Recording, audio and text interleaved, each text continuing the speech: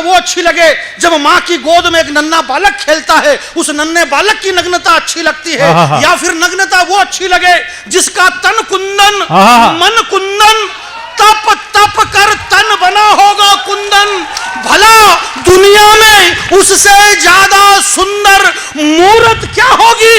और जिसने वासना और विकारों का त्याग कर दिया, उस महावीर को वस्त्रों की जरूरत क्या होगी। या फिर वो मेरी समस्या ये है संजय भाई, डॉक्टर साहब मेरी समस्या ये है कि मैं समझदार हूं। इस दुनिया में सबसे ज्यादा दुखी वो आदमी है प्रवीण भाई जो समझदार है, जैसे कि आप समझदार हैं। सबसे बड़ी समस्या 3 समोसे लाए। अच्छा, कितने? 3।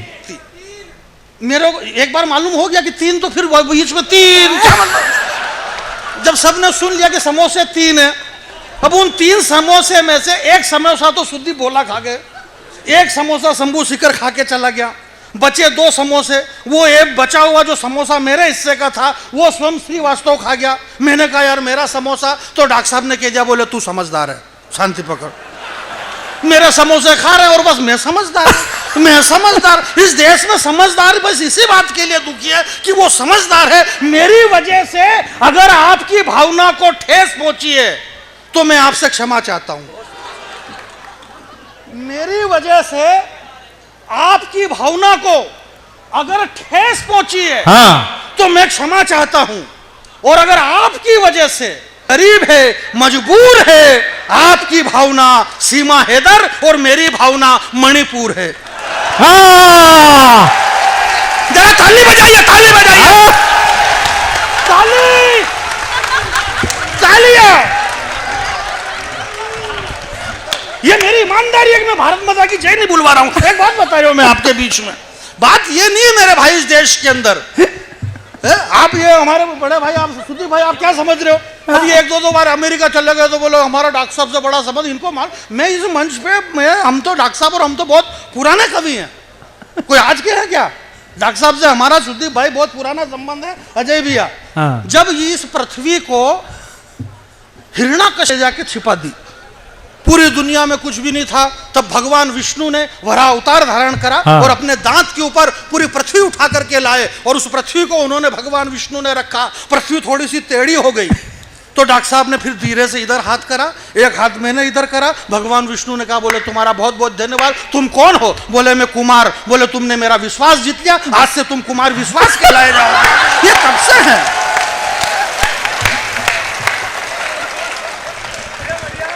थोड़ी सी पृथ्वी इधर टेढ़ी हो रही थी, बोले ये इधर से पृथ्वी किसने उठा रखी है? बोले ये बैरागी। बोले ये कौन बैरागी है? बोले ये बैरागी का बच्चा है। बोले ये मेरी जान है, इसलिए आज से तू जानी बैरागी। तो डॉक्टर कुमार विश्वास और जानी बैरागी हम आदिकाल से इस पृथ्वी पे निवास कर रहे हैं। नहीं मतलब फेंको तो कम से कम ढंग से फेंको, नहीं हल्की फुल्की फेंकने से क्या मतलब है। हम आदिकाल से इस पृथ्वी पे निवास कर रहे हैं, ऐसा नहीं है मेरे भाई। मैं आपके बीच में बहुत छोटा सा कवि हूँ, हालांकि ऐसा कुछ नहीं। बहुत सारे मेरे को कुमार जी और डॉक्टर साहब वगैरह बहुत प्यार करते, करना भी चाहिए, मैं हूँ भी इस काबिल। एक बात बता रही हूँ, कई बार बहुत बार तो कई सारे कवि मेरे से प्यार करने में पकड़ा गए। एक बात बता रही हूँ मैं आपको, पूरा मानने की जरूरत नहीं है। ये हमारे भैया बॉलीवुड की बात कर रहे थे, फिल्मों की बात कर रहे थे, नग्नता की बात कर रहे थे, ऐसा नहीं है। इस दुनिया में ये मेरी माता बहनें बैठी हुई है, नग्नता सिर्फ 2 ही अच्छी लगती है। 50 वर्ष से ये कवि सम्मेलन हो रहा है मेरे भाई। दुनिया में नग्नता सिर्फ 2 अच्छी लगती है, या तो नग्नता वो अच्छी लगे जब माँ की गोद में एक नन्हा बालक खेलता है, उस नन्हे बालक की नग्नता अच्छी लगती है, या फिर नग्नता वो अच्छी लगे जिसका तन कुंदन मन कुंदन, तप तप कर तन बना होगा कुंदन, भला दुनिया में उससे ज्यादा सुंदर मूर्त क्या होगी। और जिसने वासना और विकारों का त्याग कर दिया, उस महावीर को वस्त्रों की जरूरत क्या होगी। या फिर वो जरा दोनों हाथ खड़े करें, ताली बजाइए आप, जल्दी से नीचे करो हाथ जल्दी। अरे मालूम पड़ा यहाँ से बाँह फट गया, भगवान महावीर स्वामी क्या करेंगे, नुकसान अपना हो जाएगा। एक बात बता रहे हो, जल्दी करिए भाई साहब, आप क्या कर रहे हैं। कुछ मेरा जल गया भाई साहब। एक कविता आपके चरणों में रखता हूँ, सदैव पवार जी। मैं हालांकि चरणों में तो नहीं रखूंगा, नहीं अभी 4-6 दिन पहले मैंने चरण में रख दी, अगले आदमी ने मोजे नहीं उतारे थे, मोजे में मेरी कविता पूरी खत्म हो गई। तो मेरी कविता आप सुनिएगा, बहुत अच्छा। समय में बहुत कम लूंगा, इतनी देर तक पढ़ू नहीं गा। हमारे शंभू भाई और उन सारे कवियों ने बहुत खूब मेहनत करी है। अब ये लोग इतना ही नहीं समझ रहे, एक तो क्या है कि ये एक तो पढ़े लिखे लोग हैं। अब मैं तो गांव से आया, मैं पढ़ा लिखा भी नहीं हूँ। भाई पढ़ लिख के करेंगे भी क्या, ये डॉक्टर प्रोफेसर वगैरह सब क्या कर रहे हैं? कर तो वही रहे ना जो मैं कर रहा हूँ। भाई पढ़ लिख के भी कर क्या रहे, यही कर रहे हैं ना। तो जब यही कर रहे हैं तो फिर क्या मतलब इधर उधर करने से। इसलिए आप ऐसा कुछ भी मत करो, ध्यान रखो, शांति से रखो। भाई मैं तो छोटा आदमी हूँ, इसलिए बहुत छोटी सोचता हूँ। मैं बहुत छोटा हूँ इसलिए छोटी सोचता हूँ। मैंने कई रातें भूख से काटी है, इसलिए चांद में भी रोटी सोचता हूँ। मेरे सोचने का तरीका अलग है। आप जानते हैं इस देश में, दुनिया में मनुष्य कभी भी शांत नहीं रहता। भैया आप शांति पकड़िए, ये आना जाना बंद कर दो भैया प्लीज। शांति से बिल्कुल एकदम माहौल शांत रखो। मैं जोर से बोलूँ, आप गुस्से में, मैं मजाक कर रहा हूँ, ऐसे ही बोलता हूँ। एक बात बता रहा हूँ, सुनिएगा। मैं ये कह रहा था कि एक 2-4 मिनट की कविता है, ध्यान से आप सुन लीजिएगा। आप बहुत अच्छा सुन रहे हैं। मैं ज़्यादा ताकत इसलिए भी नहीं लगाऊंगा कि भाई ये पढ़े लिखे लोग हैं, आप भी पढ़े लिखे लोग हैं।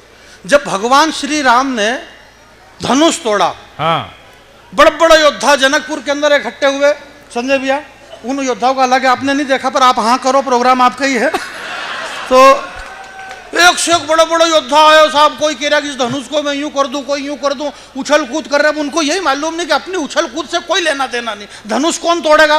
रामचंद्र जी। जब धनुष रामचंद्र जी को तोड़ना तो दूसरे उछल कूद क्यों कर रहे हो? अरे जब इस प्रोग्राम में से 20 लाख रुपए अगला एक ले जा रहा तो आप उछल कूद क्यों कर रहे हो यार? क्या मतलब है आपको?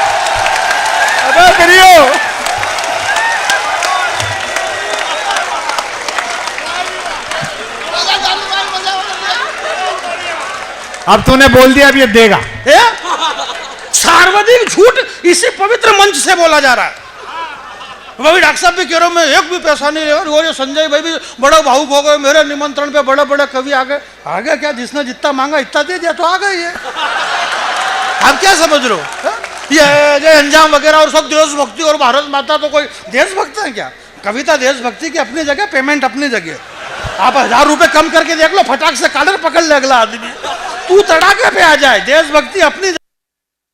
काम पक्का माइक आपका बहुत अच्छा है, शानदार माइक है। आज से 17 लाख साल पहले जब नैमिषारण वन के अंदर सूत जी महाराज ने 88,000 ऋषि की भीड़ को एकत्रित करके जो सत्यनारायण भगवान की कथा का विधान बताया था, तो उस 88,000 की भीड़ को संबोधित करने के लिए जिस माइक की जरूरत लगी थी वो ये वाला माइक था। बहुत शानदार माइक है आपका, बहुत बढ़िया माइक है।